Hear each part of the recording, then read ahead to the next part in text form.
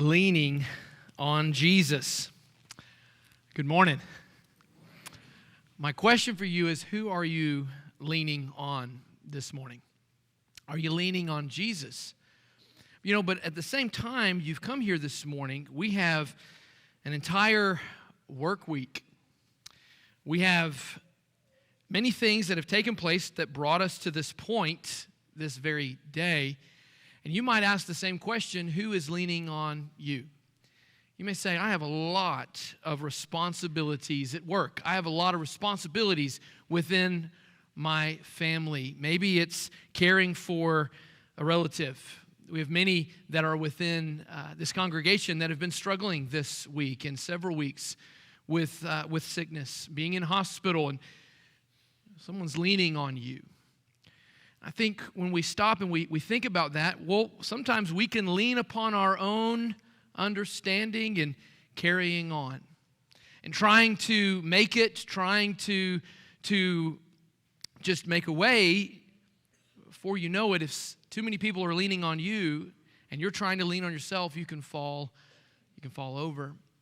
So the lesson is leaning on a shovel. You may notice if you're on this side of the auditorium, you may not. But if you're on this, if you can see past this, you may notice there's a shovel back here.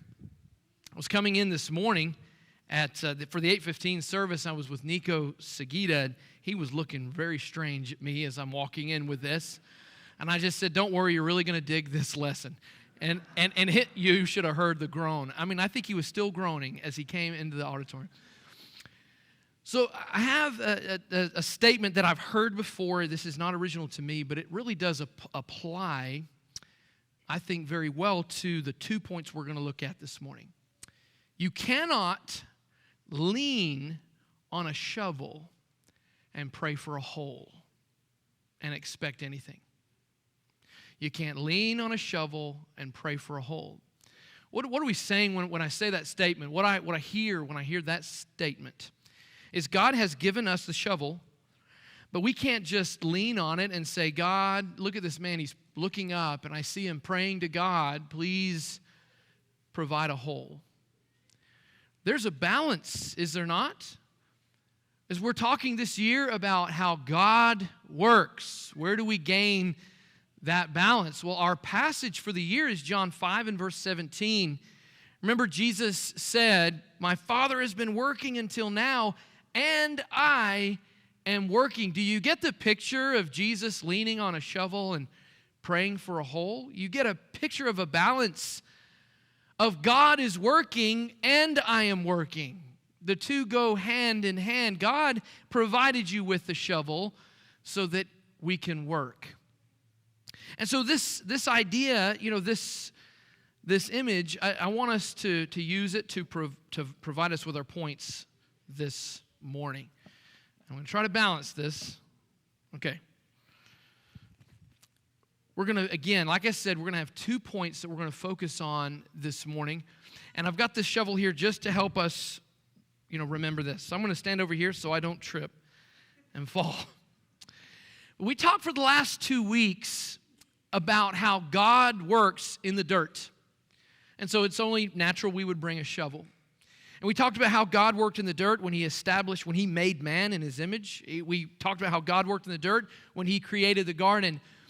And then the week after, last week, we discussed the fruit of the Spirit. That the fruit of the Spirit is not something that you and me, we hold, but that it holds us. And so naturally, as we talk about digging in the dirt, we really want to get to the fruit part. But there is a huge process, if you will, to go from the farmer's dirt to the farmer's plate or the farmer's table. And so I mentioned last week we would be discussing how we get to the fruit of the Spirit. Then we will discuss the fruit of the Spirit. And so we've got to make sure that the soil, our soil, is healthy. And when I think about a soil principle, I think about how the soil is referred to in the parable of the sower, for instance. The soil is for those who would hear the message and respond to the message, whether it would go in one ear out the other, or it would be implanted and there would be a tree that would be produced in the good soil. That's a mission concept. But sometimes I know I have been guilty of thinking that the soil is only about trying to reach others. What about my soil? What about your soil? What about making sure that our soil is healthy for those of us who are children of God? It's very important. Before you can ever produce fruit, the soil has to be healthy. And God understood this and gave us incredible insight within His Word concerning healthy soil. Your healthy soil and others that we come in contact with. All of us have a responsibility to tend our own garden, do we not? And so we're going to be looking at two simple points concerning this idea of leaning on a shovel. Sometimes we need to lean on the shovel. Sometimes we need to lean on the shovel. And the whole idea of that statement is there is sometimes a need for inactivity. Inactivity. And I loved the songs that we had this morning. David, thank you for the smile and thank you for the songs. And that made me smile as I was thinking about let all the earth keep silent before Him. That first song that we sung. There is a connection to that song and to the last song that we sang. Leaning on the everlasting arms. When we lean on the everlasting arms of Jesus and at the same time we are silent, we're going to recognize some things. And so that's what we're talking about when it comes to leaning on the shovel. If you will, look at Exodus chapter 23 and verse 10. I'm going to put this back again. For safety, coming over here. Exodus 23, verse 10, and in Leviticus chapter 25, we're going to read two passages where God is very specific about how the children of Israel were to tend His garden, to take care of the promised land that they were gifted. And it is going to apply to you and to me in a very profound way, because there were two prophets of God who took this idea of God's command concerning taking care of the promised land, and they applied it to the soul. So from the soil to the soul, this is going to apply to you and me in a very important way. So do not let this shovel kind of, cause us to lose sight of what we're actually talking about. But in Exodus 23, verse 10, it says, "For 6 years you shall sow your land and gather in its yield." I get that. You plant in the spring, you tend it during the summer, and you have your yield and you harvest in the fall. Great picture. The best part of that is being able to eat it. Is it not? That's the whole point. And so I get this. 6 years, I've got a job to do. But look at verse 11. "But the 7th year you shall let it rest and lie fallow, that the poor of your people may eat, and what they leave the beasts of the field may eat. You shall do likewise with your vineyard and with your olive orchard." So in the 7th year, they were to not plant or sow a crop. They were to let the land go fallow. The idea of fallow is to allow the land to heal. And there's some incredible concepts to this that I'd like for us to glean from, to draw from in applying it to our own life. Again, Hosea and Jeremiah are going to do that for us. But how are the poor of the community who do not have the land, how are the sojourners, how are the beasts of the field, how are they going to be able to eat anything if no one sowed a crop? Have you noticed that? It says in verse 11 that on the 7th year you're to let the land rest, and you are to rest from that work so that people may eat. God, don't you realize that we need to be planting in order to create a harvest, a crop? Leviticus 25 is extremely important for this. To understand how people are going to have food if nobody works. Verse 1 says, "The Lord spoke to Moses on Mount Sinai, saying, 'Speak to the people of Israel and say to them, when you come into the land that I give you, the land shall keep a Sabbath to the Lord.'" Keep in mind, the land that God gave them.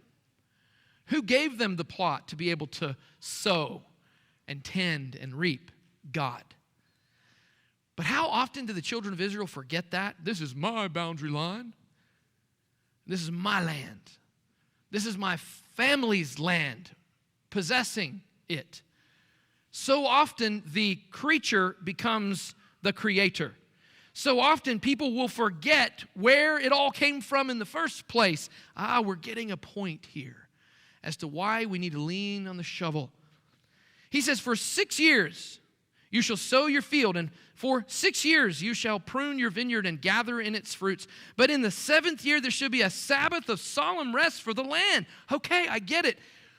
You know, the children of Israel already understood the concept of a Sabbath rest. It was that 6 days you shall labor, and on the 7th day you shall rest, because on the 7th day God rested from all of his labor. And we misunderstand when we think God rested because he was tired. That's not the case. God understood we needed rest. But there's a misunderstanding concerning the idea of rest.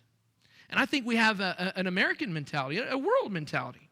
If everybody just sat and leaned on the shovel, nothing would ever get done. So we're going to talk about a balance. Trust me in this. We are going to talk about a balance.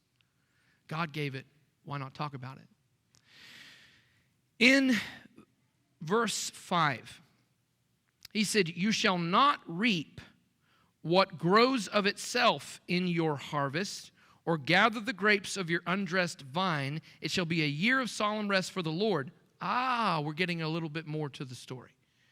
You will not reap of what grows by itself. Farmers call this something that came up volunteer.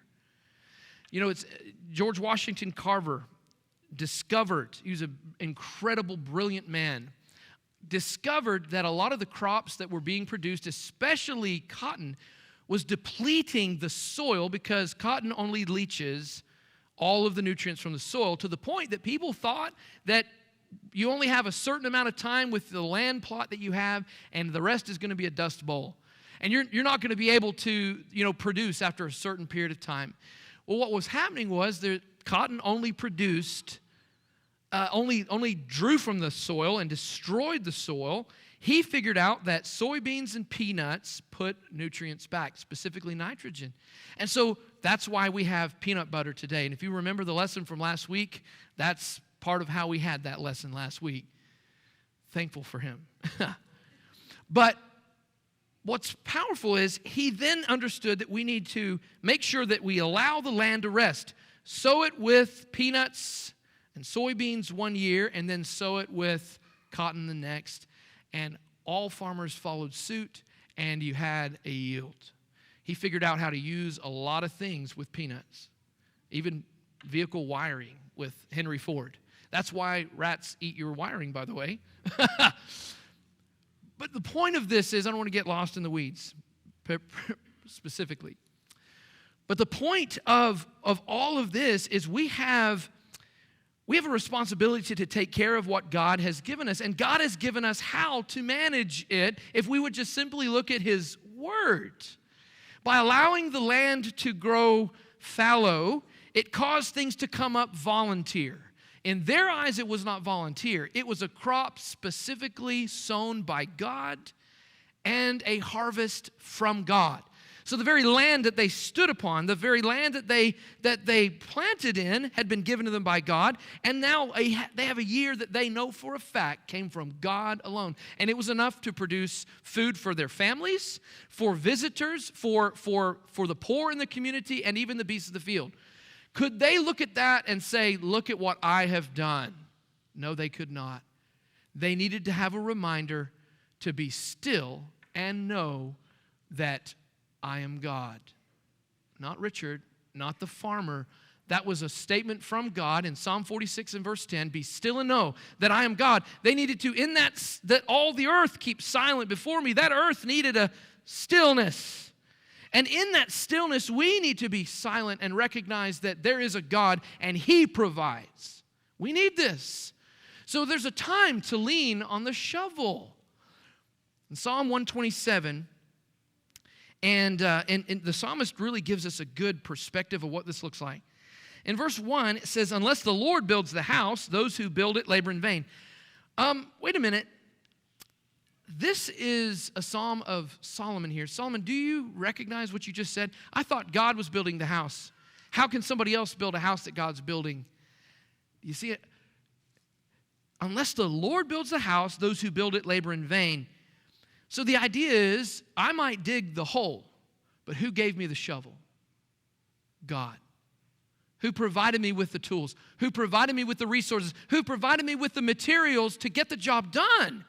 So when a house is being built, who gave you all of those materials and the know-how and the ability to labor? God. So we need to recognize that as we're trying to build our houses, our homes, for our families, God is first and foremost. He is first, always. Notice it says, unless the Lord watches over the city, the watchman stays awake in vain.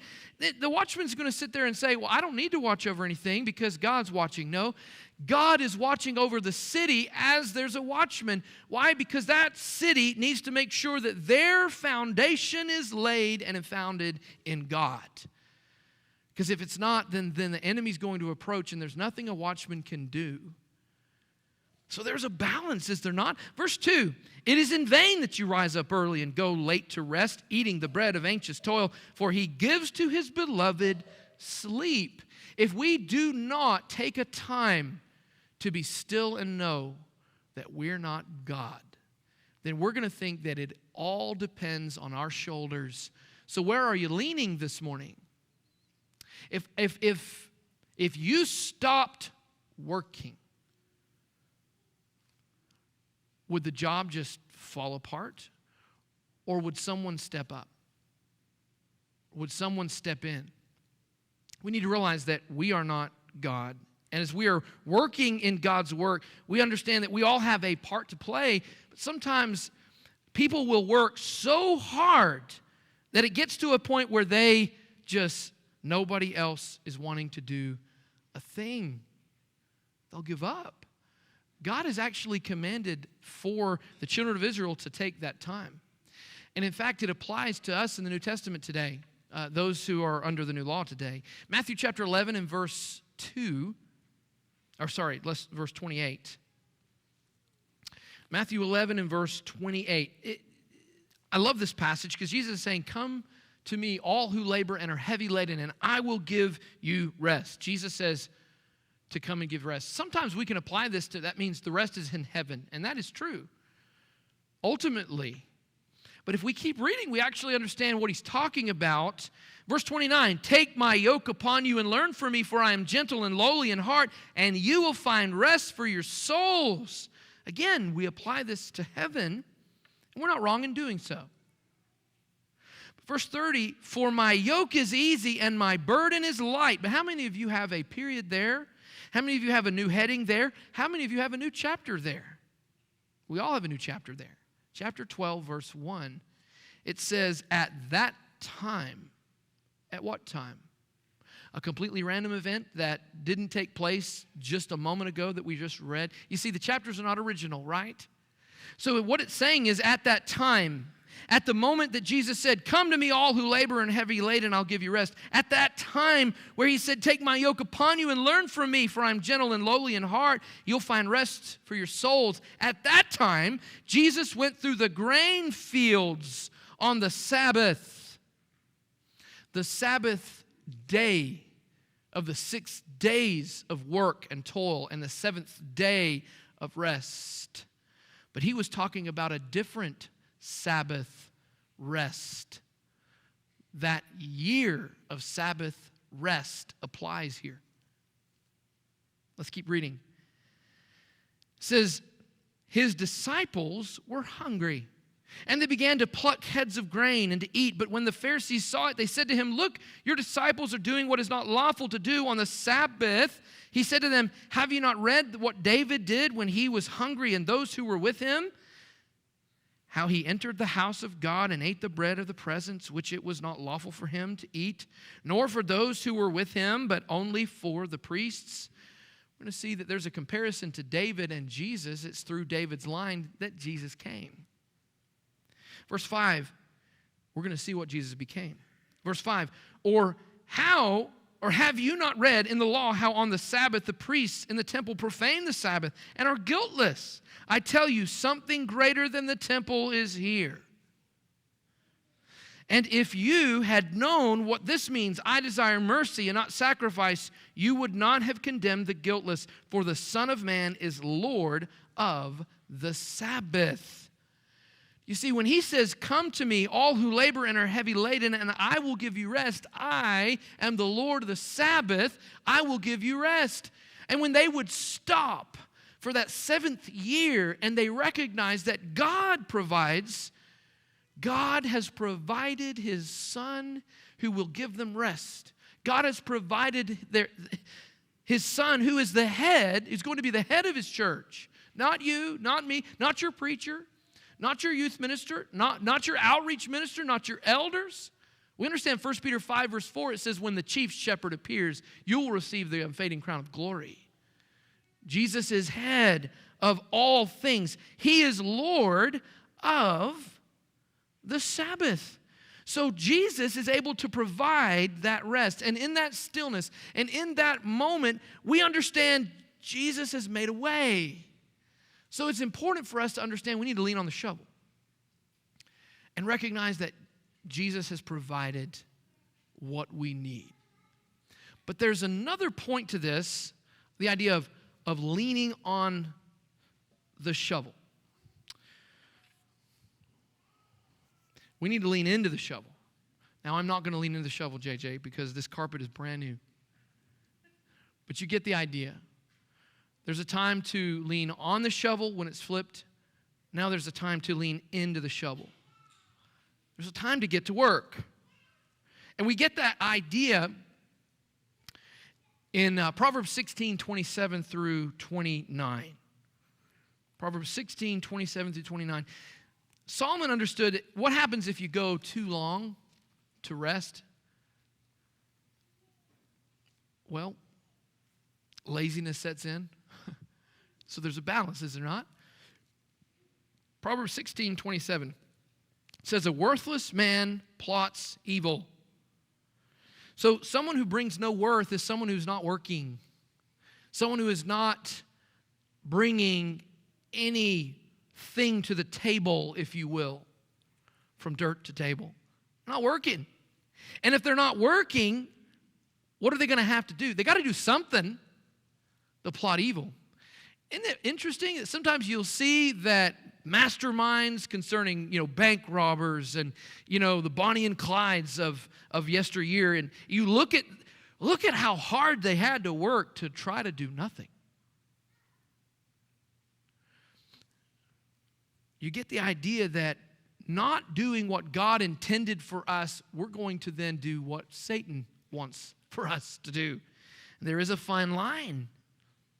A worthless man plots evil, and his speech is like a scorching fire. A dishonest man spreads strife. So someone who is dishonest, making dishonest gain, is not going to try to get out of work so that he's going to just absolutely create and spread turmoil. He's not going to spread seed, he's going to spread turmoil. A whisperer separates close friends. So someone who is too busy not working is going to be too busy being a busybody. So if you're not doing the work of the Lord, you're going to look at others doing the work of the Lord and say, have you seen? Have you heard? That is the opposite of what we're intended to do. A dishonest man, or let's see, a man of violence, verse 29, entices his neighbor and leads him in a way that is not good. But in verse 28 is interesting. There's a translation I found, and it's more like a commentary. It's not really a translation. But they took a dishonest man spreads strife as idle hands are the devil's workshop. Have you heard that before? Idle hands are the devil's workshop. And a whisperer separating close friends was idle lips are his mouthpiece. Someone read it again. Idle hands are the devil's workshop. Idle lips are his mouthpiece. if we don't get busy getting to work, we will get busy being a busybody. It's the idea. We're going to either do the work of the Lord or we're going to do the work of Satan. We're going to build up or tear down. There's a balance. So where do we find the balance? And this is where I was mentioning the two prophets that took this idea, this motif of the gardening, taking care of the promised land. The idea is Hosea and Jeremiah, through the power of God, understood that God needed to take care of his people. And he's going to use the same idea to take care of his people. In Jeremiah 4, verse 1. Jeremiah 4, verse 1, and then Hosea to follow. Excuse me. Get there. Okay, 4, verse 1. If you return, O Israel, declares the Lord, to me, you shall return. If you remove your detestable things from my presence and do not waver. So he's saying, you guys have been resting. You've not been doing anything. And maybe you find yourself in that category this morning. You've not done anything. I've heard it said before, why aren't you, why haven't you really found your niche within the church? Why, well, every job is being completed. Every job is being done. I don't know what to do. And that happens. That happens. And so sometimes it's someone has not thought about things that they're blessed with, being able to then in turn bless others. And so I think there are people who are longing to get involved, longing to help, just don't know what to do.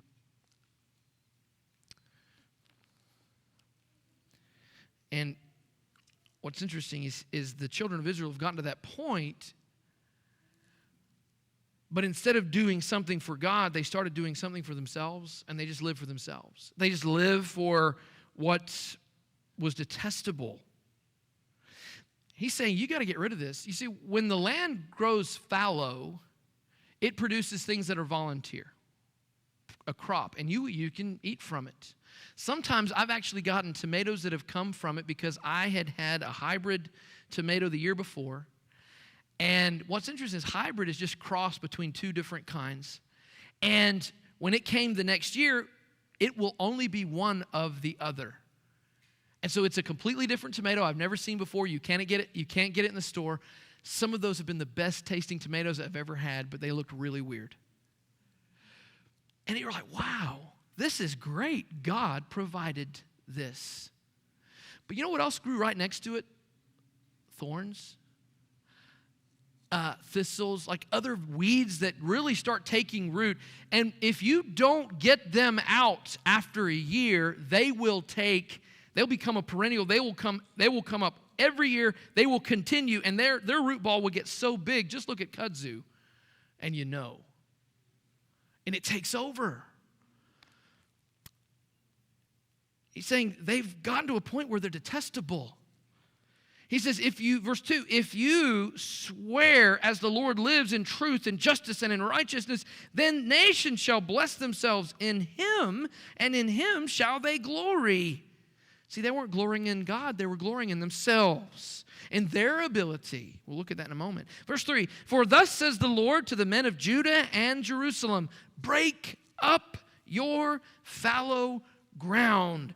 Lean in to the shovel. Someone mentioned at the early service, that's not a digging shovel. It doesn't have a point. But if I brought a point, then someone would have absolutely gotten upset with me with this carpet, right?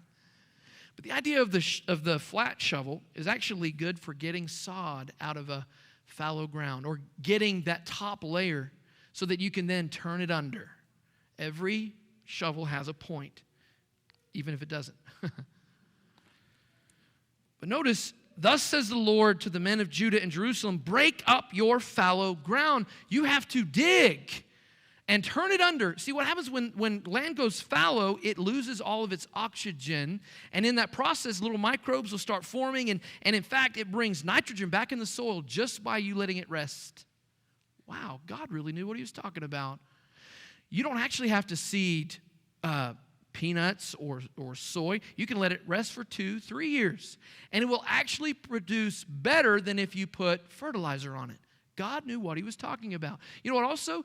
Pests. Every year, for those 6 years that you're working, pests have a life cycle. Have you ever wondered how hornworms get onto a tomato? Maybe you haven't, and you're saying, I've never heard of a hornworm in my life. They will destroy your crop. And I've always wondered, how on earth did they find it? Because the hawk moth flew there the year before and planted its egg in the soil at the base of a tomato plant. And the larva is the hornworm that comes up and eats it. If you let it go fallow, then all of your pests die out.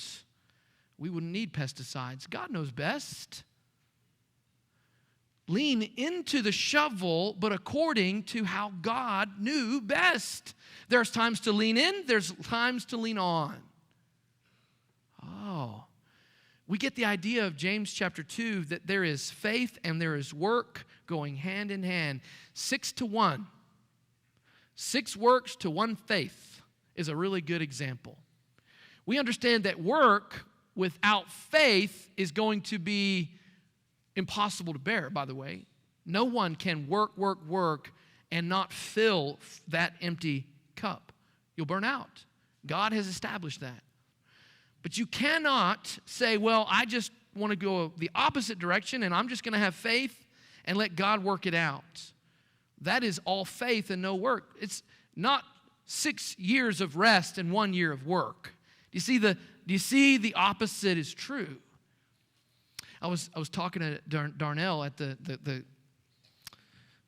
class, after the class. We've been here 6 years. And I did not think about it when I was putting the lesson together. I haven't been able to go to Freed-Hardeman lectures all this time, and I'm going to go to Freed-Hardeman lectures the 7th year. I'm excited about it. Why? Because those lectures at every hour, on the hour, are Bible studies that I get to learn and grow and be sharpened and a cup be filled. That's important. And so we're not talking about just sitting around doing nothing. We're talking about we need to have a stillness that says, be still and know that He is God, I am not, you are not. And in that stillness is when we have our study. In that stillness is when we have our prayer. In that stillness is when we recognize that He is in charge and I am not. We need it. We need it. You came here this morning to worship God. You needed this time to lean on the Lord. I realize my time is getting on. But he says, break up your fallow ground and sow not among the thorns. You see, it's not enough. If you try to throw seed on a fallow ground, then it's actually lost the oxygen, and it will not bring the seed down into the soil. It's hardened. And that hardness is also the idea of hard-heartedness. Verse 4, circumcise yourselves to the Lord. Remove the foreskin of your hearts. Circumcise means to cut around. It's saying that there is a skin that has grown around your heart, and it is the idea of a callus. It is the idea of hard-hearted. Cut around it. Remove it. O men of Judah and inhabitants of Jerusalem, lest my wrath go forth like fire and burn with none to quench it because of the evil of your deeds. If you go too long and you allow those weeds to grow so big that there's no getting rid of them, fire gets rid of them. Sometimes you're going to face a fire. You're going to face a challenge. It causes you to go, where is my faith? Where is my foundation? God be praised. It is in God alone.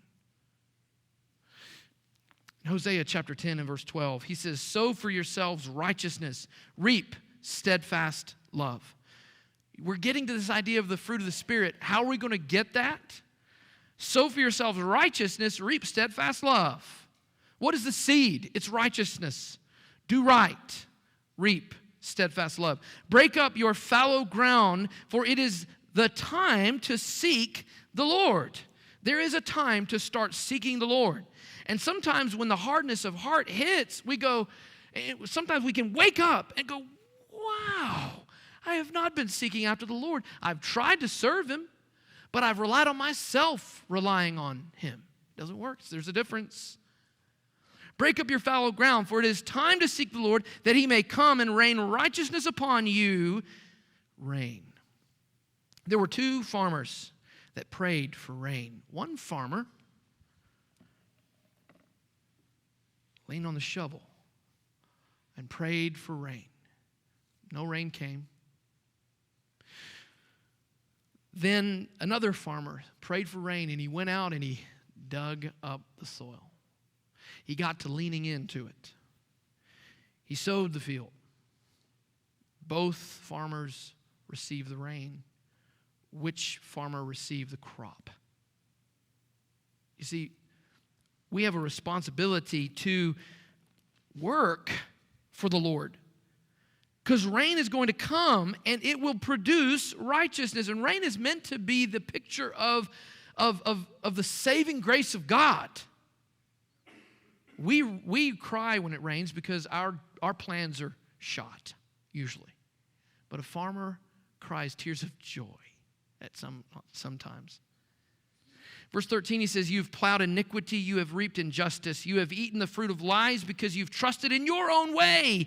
And in the multitude of your warriors, in that time of year, they were meant to stop and recognize that God had provided because they did not. And in that process, they were to say, God be praised. But they waited so long that they said, we'll just do it according to how we want to do it. They saw it, they trusted in their own way and in the multitude of their warriors. They missed the point of the rest in the first place. Rest is to stop us dead in our tracks and say, He is God and I am not.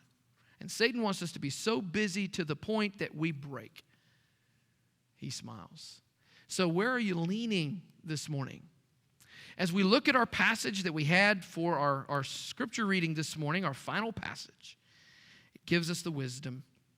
Trust in the Lord with all your heart and do not lean on your own understanding. In all your ways acknowledge Him and He will make straight your paths.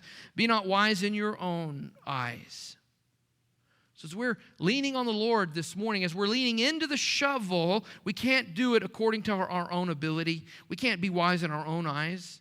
Fear the Lord and turn away from evil. Before you know it, evil will creep in and you're just going through the motions.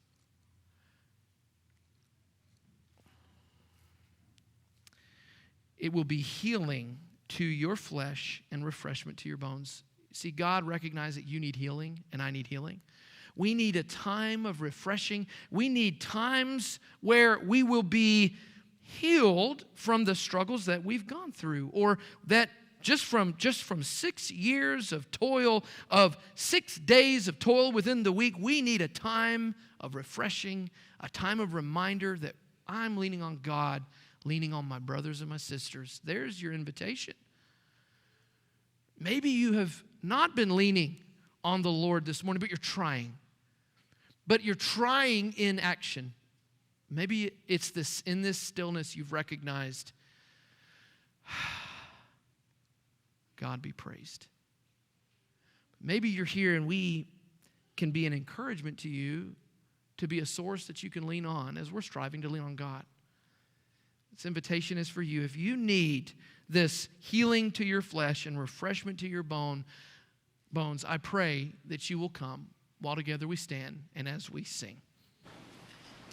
What will you do?